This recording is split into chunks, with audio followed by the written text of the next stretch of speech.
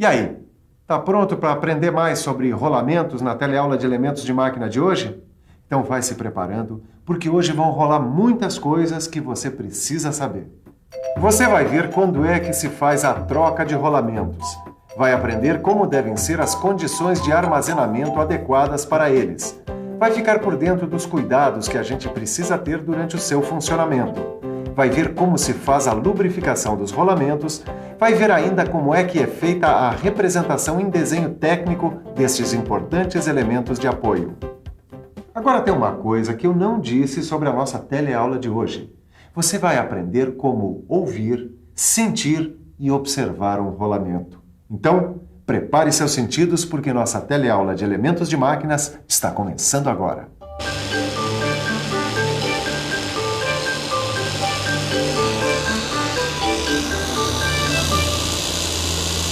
Ô, mestre Silva, você está se comunicando com a máquina? É, mais ou menos. Como é que é?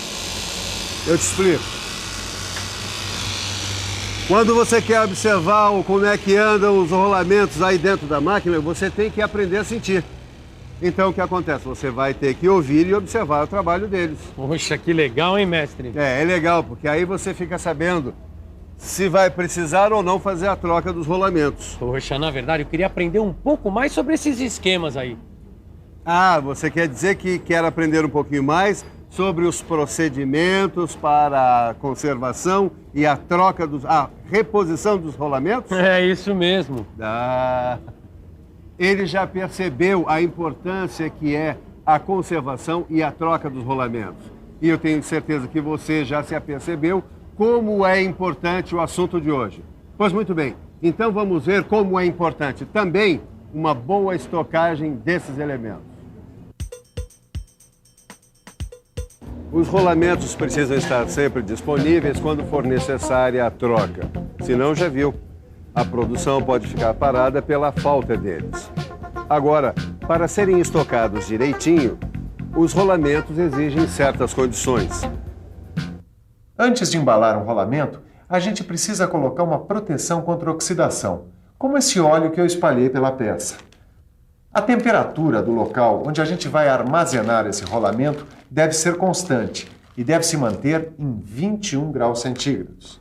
Agora, quando você for tirar um rolamento novo da caixa, observe bem se ele está na embalagem original, bem limpinho, bem protegido com óleo ou graxa e com papel parafinado. Ô, mestre Silva. Oi. Esse rolamento aqui, ele tá pronto para rolar? Esse daí está em condições. O que eu vou fazer agora, Tito, é verificar novamente como é que está o rolamento aqui dentro da máquina. Se o ruído do rolamento estivesse macio, não precisaria trocar. Agora, esse ruído metálico que eu ouço, bom, pelo menos o nível do óleo vai ter que ser completado. Quer dizer que a gente não vai precisar trocar o rolamento daí de dentro? Vamos ver, Titão, vamos ver.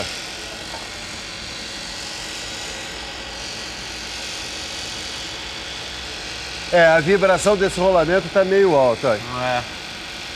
Deixa eu ver a temperatura.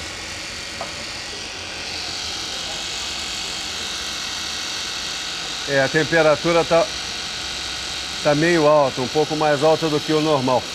Deixa eu pegar o termômetro industrial, que é para verificar a temperatura corretamente, porque alguma coisa está errada com esse rolamento. Quando alguma coisa está errada, algo precisa ser feito. No caso dos rolamentos, quando a temperatura está alta, vamos ver o que um professor aqui da Escola Senai recomenda que a gente faça. Professor. Bom, quando a temperatura está alta, quando a gente percebe, enfim, que o rolamento não está funcionando bem, pode ser que tenha uma sujeira no rolamento ou ainda que ele esteja com alguma sobrecarga. Quer dizer que é um dos dois, é sujeira ou sobrecarga? Não, tem mais.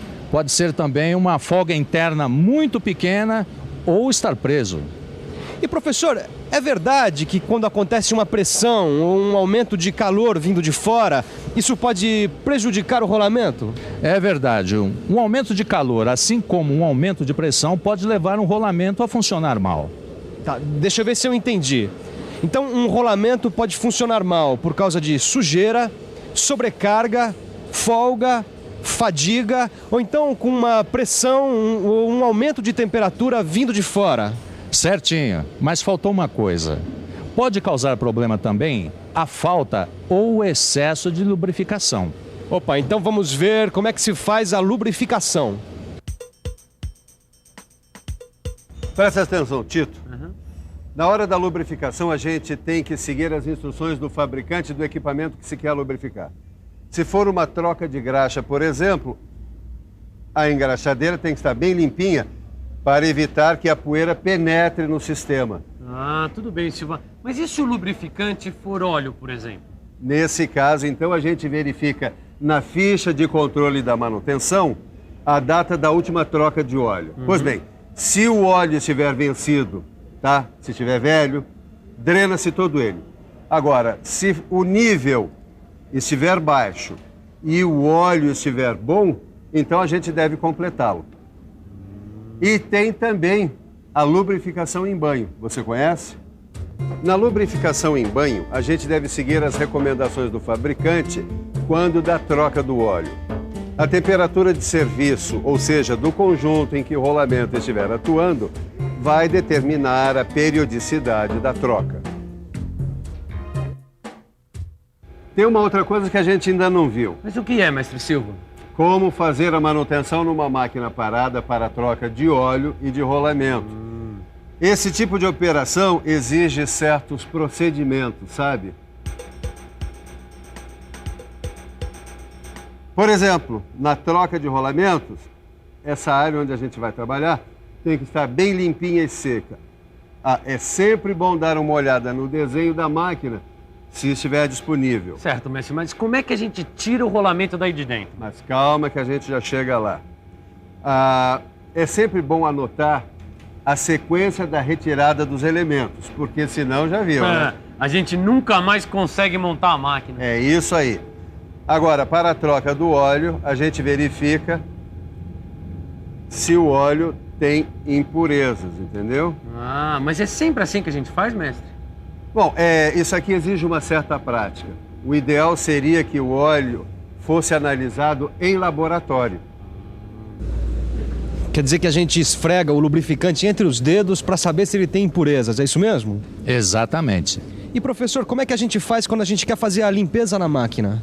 Bom, é muito importante também a gente ter certeza de que não vai haver penetração de sujeira ou umidade na máquina durante a limpeza. Por isso é bom proteger o conjunto com papel parafinado ou plástico. Essa precaução é importante. Agora, como é que a gente faz a limpeza da máquina? Bom, quando dá, a gente faz a limpeza aqui mesmo, no rolamento, montado no conjunto. Assim não precisa desmontar, não é mesmo? Quer ver?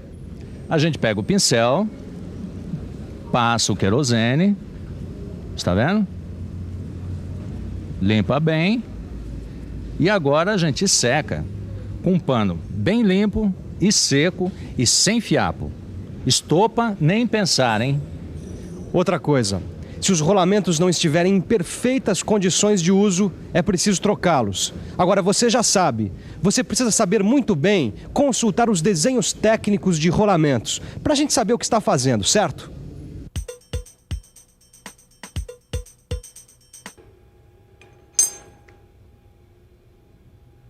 E aí, Tito, como é que tá? É, mais ou menos, viu, Silva? Ué, se você anotou a sequência, não tem problema. Você tem que prestar atenção no seguinte. Você precisa aprender a ler esses símbolos aqui. São representações técnicas. Agora, repare que as representações podem aparecer de duas maneiras. Simbólica, representação simbólica e simplificada. Representação simplificada. Olha aqui. Simbólica, simplificada. Agora eu vou mostrar para você cada uma dessas representações de alguns rolamentos que você já conheceu na nossa última teleaula. Essa aí representa o rolamento fixo com uma carreira de esferas. A simplificada é a representação da esquerda, enquanto a da direita é a simbólica. Mais uma representação, a do rolamento de rolo com uma carreira de rolos. Outra, a do rolamento de contato angular com uma carreira de esferas fica assim. Essa é a do rolamento autocompensador de esferas. Outra representação, a do rolamento autocompensador de rolos. Segue com a do rolamento de rolos cônicos e, finalmente, a do rolamento axial simples. Titão, repare bem nessas representações aqui. Veja que a mesma representação simbólica pode aparecer em vários rolamentos. Poxa, Silva, eu não tinha reparado nisso. Mas você tem que ficar ligado. E olha que essas representações aqui não são as únicas, não, senhor. Tem essa daqui, ó. É a vista frontal do rolamento, que aparece desenhada em representação simbólica e representação simplificada. Poxa, quer dizer que a representação frontal pode aparecer, ou melhor, ela pode acontecer de duas maneiras? Exatamente. Agora, você sabe qual é a melhor maneira de guardar isso tudo que nós já vimos? Não seria pegar o nosso livro de estudos e fazer todos os exercícios que tem nele? Exatamente. E nesse caso é fundamental, porque senão não vai saber lidar com rolamento nenhum, hein? Bom, mas antes de estudar, que tal dar uma boa conferida na teleaula de hoje? E atenção, se liga aí que é hora da revisão. Na teleaula de hoje, a gente aprendeu mais coisas sobre os rolamentos. A gente viu como é que se faz a estocagem, a verificação, a lubrificação, a inspeção e a representação dos rolamentos em desenho técnico. Bom, com essa teleaula, a gente está encerrando mais um módulo dentro do curso Elementos de Máquinas, o módulo Elementos de Apoio. Portanto, é um bom momento para você, depois de fazer os exercícios dessa aula lá no seu livro, dar uma boa olhada nas 6 aulas que compõem este módulo. Combinado? Então tá. Bons estudos e até a próxima.